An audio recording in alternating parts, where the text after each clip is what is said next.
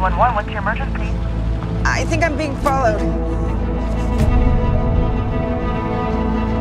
I know you're close. Are you scared? Please, just let me go.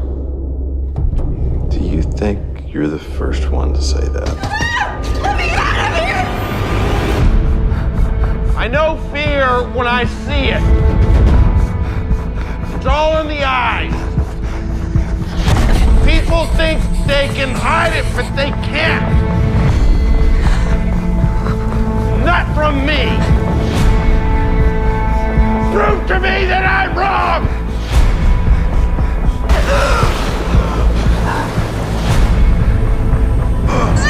You hear me?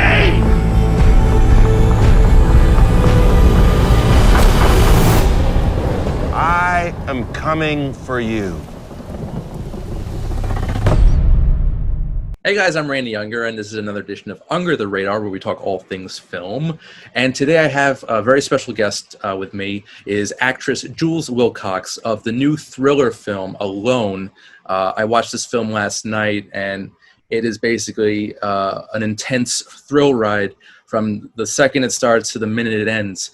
And it is just one of the most intense movies I've seen lately.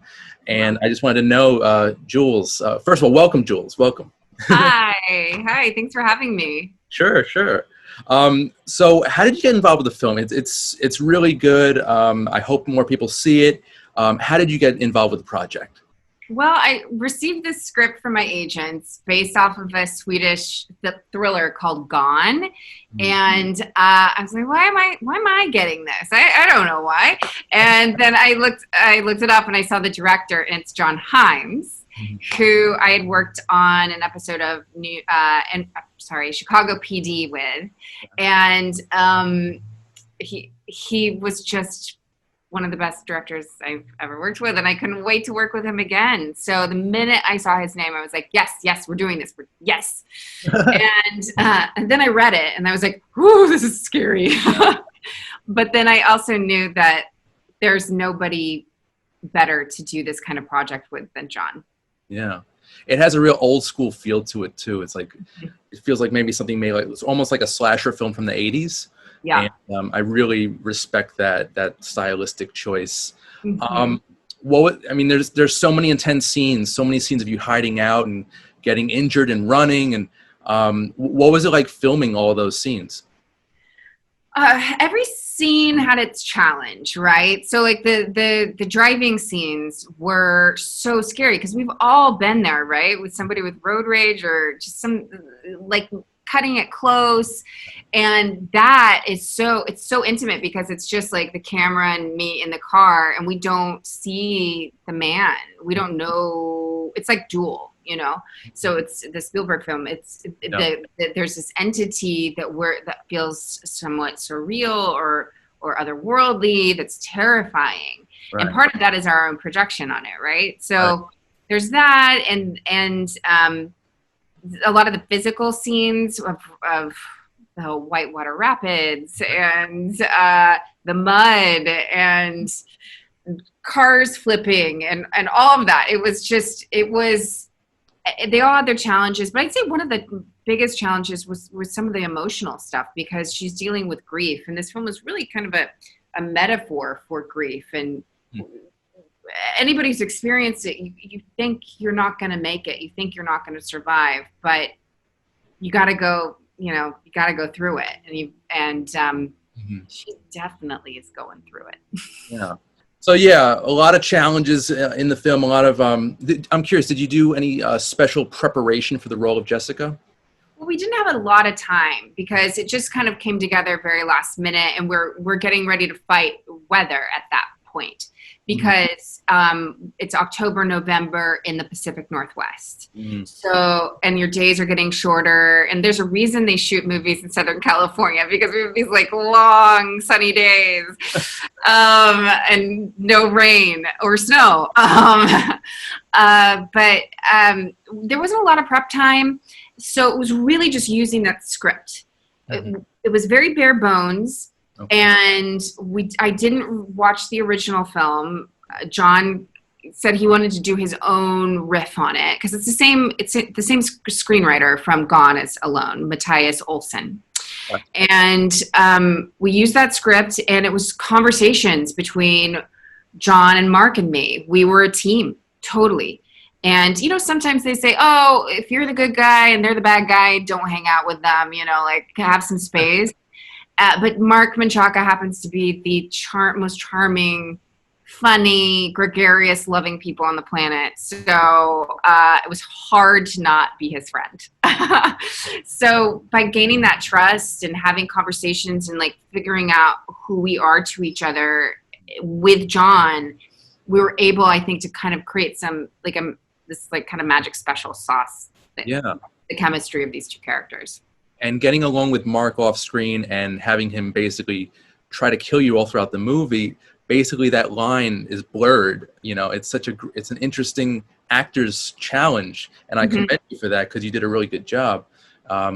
You with Mark. Right, it's tense. So you've got to break that tension too on set because we're in those elements. We're in it. We're scrapping, and every once in a while, Mark will start singing Nessun Dorma in character, and you're like, and it's a close up on my face. I'm like, I'm gonna break.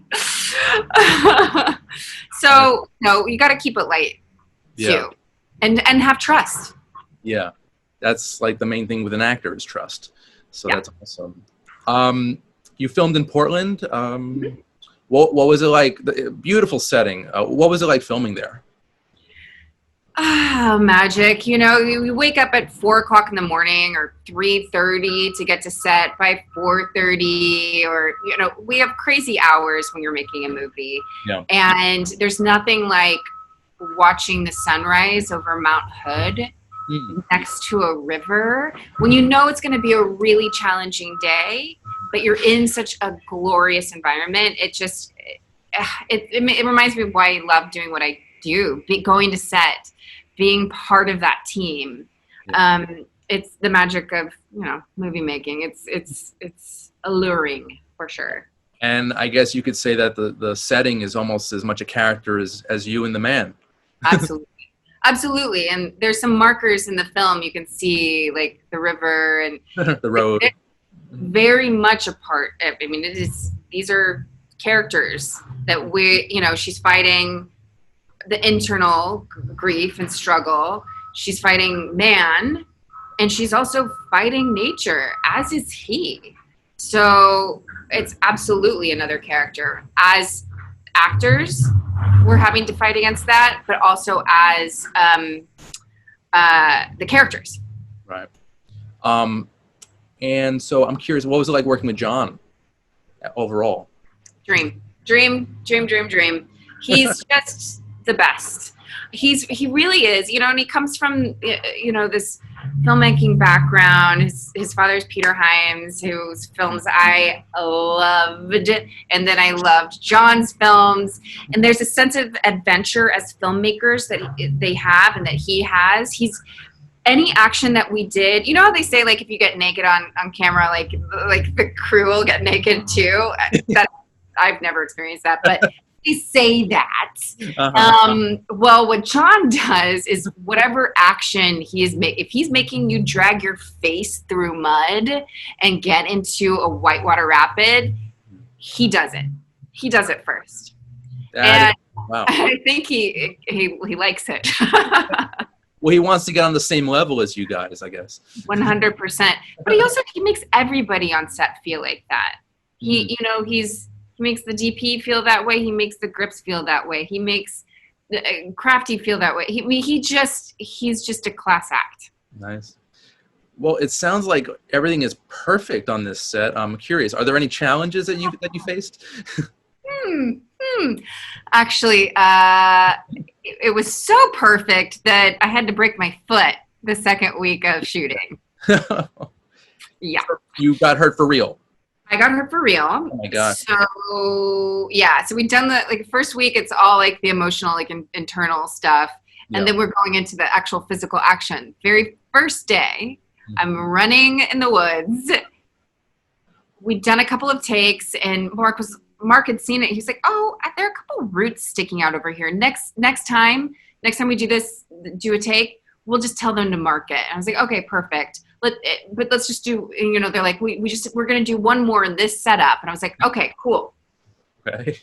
Hit it. I hit it and knew it. I heard the pop and we worked the rest of the day, and I just wanted to keep fighting through it. And then on the drive home, after going to the hospital and all that, John drove me home and to where we were all staying, and he said, "Okay, we can stop. No harm, no foul. Insurance will cover the days that we've shot. Everybody gets their money back. We're fine. Yeah. And you just call it a day, and you heal, and we'll just move on." Wow.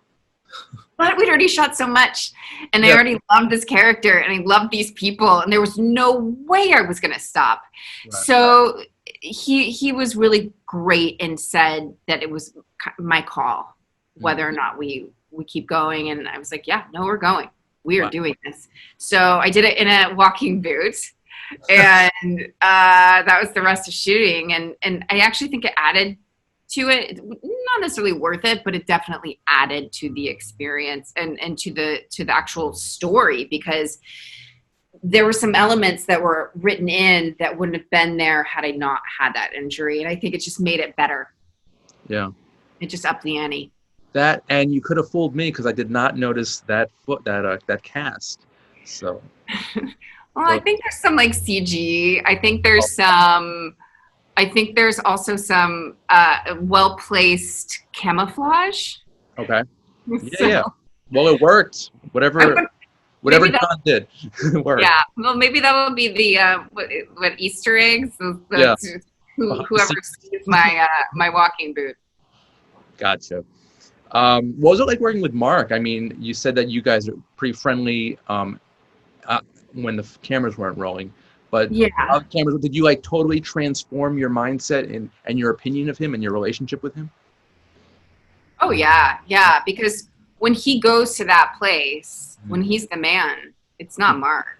It's, I mean, Mark has this amazing ability to just kind of be himself on camera and like just be so present, and it's very easy and just real. And when that realness is so rageful and scary, it's not Mark and it's not me. It's these characters, and I think we built such a strong foundation in the characters that it was always there, unless he was trying to break me. So back to your injury, I'm just curious. There are a lot of scenes of you running barefoot. Was that real, or was that just like edited in a weird way, in a good way? That would have been either earlier on in the shooting, or we did some.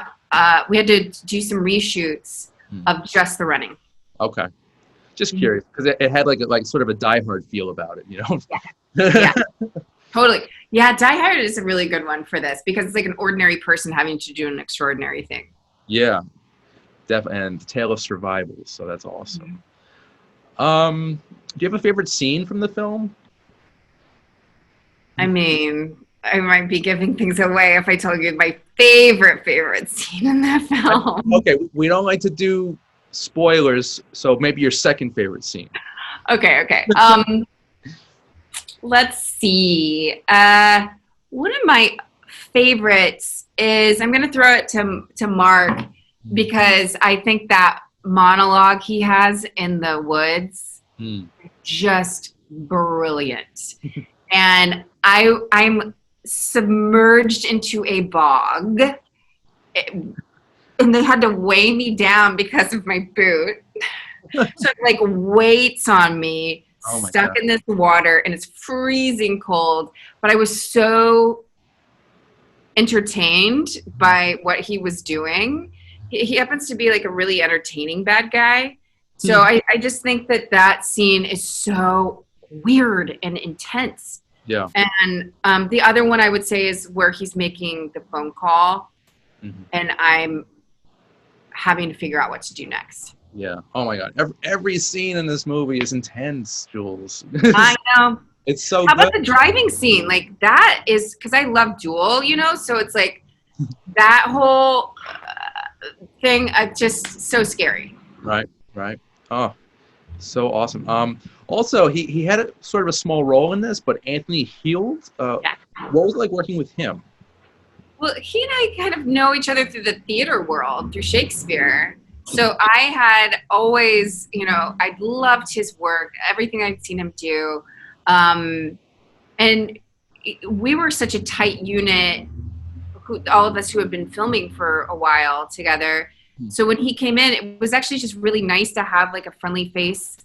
And because it had also been so late. I mean, it's just so intense. And like, there's this moment of hope for Jessica. And he's just such a charming, lovely actor that it was genuine. And he was a doll to work with. Yeah. Imagine, yeah. Again, another positive from the set, so that's good. No, you other than the foot breaking, we all are like, this was just, that's why we couldn't wait for it to come out. And we're just pleased that people are happy, watching it because we had such a fun time making it. That's cool. Do you know if there were any other? I mean, Alone is a great title, but I was curious: were there any other titles in the running? Well, it was originally called Gone, right? Okay, So foreign film, right? for the foreign film, and then we thought the entire time we were shooting, it was called the Untitled Thriller. I think it was just Untitled Thriller. So Okay. all of our set jackets said Untitled Thriller. Okay, I like it. So it's right. I think it was the last week of shooting, and the producers and John and Matthias, the screenwriter, they all kind of, I'm not thinking of the name of the title. I'm just in it, right? They're like, "Hey, we have the title," and they said Alone. I was like, "Oh, that's it! You found it. It's perfect." So simple, so simple. It's great. So simple and so timely. Yeah. Now. For sure, for sure. How important is it? Is a strong female character to you, like a strong heroic lead female? Gosh, it's often rare, right? And it's becoming less rare, which I think is fantastic. Mm-hmm. But like I didn't have a lot of those archetypes growing up. So like the archetypes of the kind of roles that I wanted to play were Indiana Jones, it was Die Hard, it was all these films. There's one action film that I absolutely love that I don't know if people watch anymore, but it was called The Last Kiss Goodnight, and Tina Davis. Yeah, it's great. It's a great film. I love what she did and how she transformed in that, because she was very much a victim and then became, this hero and just, I want to say a bad word, but she comes like a really boss babe. She's a badass. She's a badass. Okay, she's a badass. But it was films like that I wanted to play that, and sometimes I got to in theater, but in film and TV, more often than not, it's the victim on whatever show, and to be able to, she's could be a victim for sure, but like this is a fighter, and she's not a kid, she's not 20 years old, she's not a teenager. This is a woman who's had a life experience, and she's bringing everything she's done and everything she's experienced, all of her intuition and all of that into survival. Yeah. And I don't think you would have that if you had somebody who was just sort of like, meh, I have no life experience. I don't know what's going to happen. How did you muster all that courage, all that strength? Was that challenging in itself? Every morning, I would be going to set and just, you just kind of talk yourself into it, Yeah. You got to do it. And I knew what this meant to everybody on set.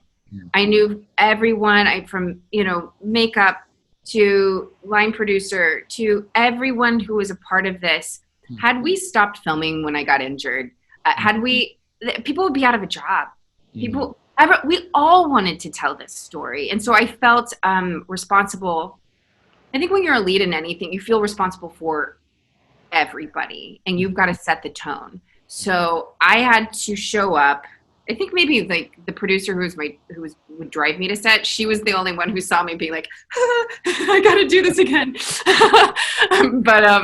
But by the time I got to set every morning and saw that beautiful space we were shooting in, I knew it was my duty. It was my job, and I everything that I've done in my career and in my work has come to this moment, and I've got to show up for these people. I've got to show up for Mark. I've got to show up for John. I've got to show up for everybody. So that's where that came from. So that dedication it's in you. It's ingrained, it seems. So that's. I guess so. Maybe it's Missouri. I'm from Missouri. Okay. All kinds of people. Maybe. Good to know. So, what do you hope audiences take away from the film? Well, a big thing that I want them to take away right now is if they're watching it at home or if they're watching it in their drive-in, that they are able to have a catharsis that maybe they haven't yet had during this experience of being isolated and alone. I think for a lot of people, I want them to see a woman who trusts her instincts and goes and pushes beyond what is programmed societally to, apologize and sort of be like, I'll help you, of course, to actually really trust yourself and, and just know that you can make it through. You just got to go through it. You got to get through it. This is, it's a great message. Like you said, obviously for this time. And during the pandemic, I'm curious, what are you doing now? I'm sure it's very challenging for you, but what are you doing now work-wise to keep busy during the pandemic?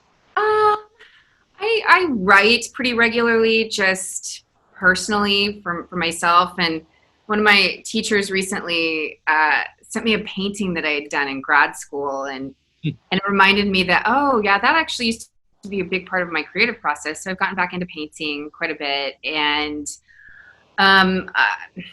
work has been very non-existent for most of us, but I've got a core, pod group of really creative people, and we put each other on tape. We work on scenes. We make little shorts together, and that has been so fulfilling. And it has actually made me fall back in love with acting, because I read this article with Julia Garner in Hollywood Reporter recently, where she was like, I miss just being on set all the time because that was my meditation. I totally get that. So any chance that I get to act right now, even it's behind camera and it's just reading with one of my friends for an audition, it's a gift. Okay. So that's what I've been up to. Can you talk a little bit more about the pod group or any upcoming projects? Oh, sure. Yeah, I've got, I have a funny small little role in Sofia Coppola's new film that premieres at New York Film Festival, I think next week. And then it comes out on Apple on October 23rd. Okay. I haven't been cut. It's small. So, if you don't see me, don't blink. You might miss me. Okay. It's really Bill Murray and Rashida Jones' story. Right. And how are they? I've never met them, but how are they in person? Yeah. I didn't work with Bill. I actually can't say too much, but okay. I will say that I obviously got to work with Sophia, and she's very specific and very clear, but also open to interpretation and gives great notes, and is different than any other director I've ever worked with. She's so creative. I love her aesthetic and I'm such a huge fan of her. So she made me feel at ease, even though I'm working with one of my all-time favorite directors. She just made everybody feel so comfortable, and it was like you're just over at her house basically. She's just like entertaining you. And Fred Roos, who had also produced Godfather and so many other films, to audition for him, I was like, oh my God, you're a legend. This is great. So I can tell you about that process, but you'll have to wait to see the movie to know anything else. That's cool. Are there any other filmmakers or actors that you haven't worked with that you'd want to in the future? That's a great question. I mean, there's so many. I would love to work with like Ridley Scott. I'd love to do sci-fi. I'd love like. I could see that. Yeah, yeah. I like Gravity is one of my favorite films. I see there's kind of parallels with The Grief, with Gravity in this film, and her performance is just so amazing. Yeah, Cuarón would be amazing to work with. Yeah. And honestly, like just a little like a relationship story is, I think, very important, especially now too, because that's what people are kind of dealing with. They're dealing with each other and their interpersonal relationships. So it doesn't always have to be action or sci-fi, but I'd say those are probably my favorite genres. Okay. Cool. And lastly, but how can people see Alone? So Alone is coming out day and date September 18th. So they can see it on any of the VOD platforms. I think you can, iTunes, Amazon, many other places. And then I believe some people will be able to see it in theaters. So Okay. I really want to see it in a drive-in. But I don't know if that's going to happen. It's very hard to get the drive-ins these days. They're very popular. Yeah, that's cool. Well, I hope to see it soon on the big screen as well. Great film. And before you go, Jules, how can I see your pod project, your group? Oh, our pod project. We haven't edited anything together, so maybe we should. I'm interested. Yeah. Okay. Well, as soon as we get something out, I'll blast it out on Twitter. Okay. Is that the best way to reach you? Instagram's probably my favorite place to interact with people. It's at Jules Frank. My middle name's Francis, so at Jules Frank, and that's where I put a lot of stuff. So that or Twitter. I will get on Twitter a little bit, but mostly Instagram. Thank you so much. The movie is Alone. It's fantastic. It's actually one of the most intense films I've ever seen in my life, and I put it on my list of top 10 this year. So Wow. yeah, I think it's up there. Yeah, it's that great. So guys, go see Alone. It's amazing. Don't be alone. See alone. That should be a market. Yeah, I like that tagline. Awesome. All right, Jill, thank you so much. And everyone watching at home and on your devices, this has been Unger the Radar. I'm your host, Randy Unger. We'll see you next time. Take care.